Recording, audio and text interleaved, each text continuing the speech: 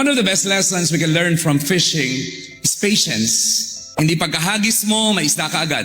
In life, there is more into fishing than patience. Tama naman ang lugar na pinaghagisan mo ng pain mo. Tama naman ang oras ng paghihintay mo. Subalit, wala ka pa ring nahuli. Ang tawag doon, life.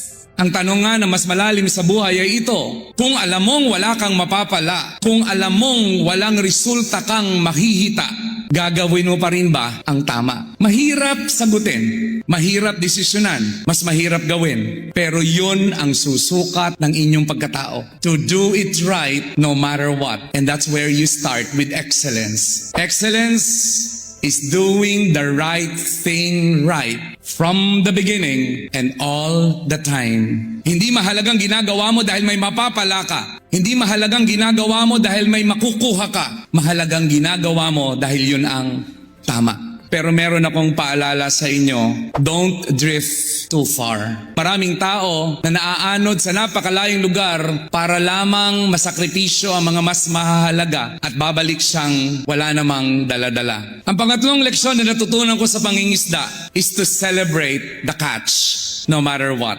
Ang buhay, hindi laging malaki ang huli. Pero always remember to celebrate even the small wins. Maliliit na bagay na hinauunlad mo, ipagpasalamat mo at i-celebrate mo. At ang panghuling leksyon na natutunan ko sa pangingisda is to control what you can control. Hindi ko makokontrol ang galaw ng dagat. Subalit makokontrol ko ang hinahawakan ko. Ganun din sa buhay. May dasal tayo na, Lord, grant me the serenity to accept the things I cannot change. But give me the courage to change the things that I can. But give me the wisdom to know the difference. Ang madalas, ang binabago natin ay mga bagay na hindi natin kayang baguhin. Subalit ang mga bagay na kaya nating baguhin, hindi natin binibigyan ng lakas ng loob na baguhin. At ang pinakamasarap baguhin sa araw na ito ay ang iyong sarili.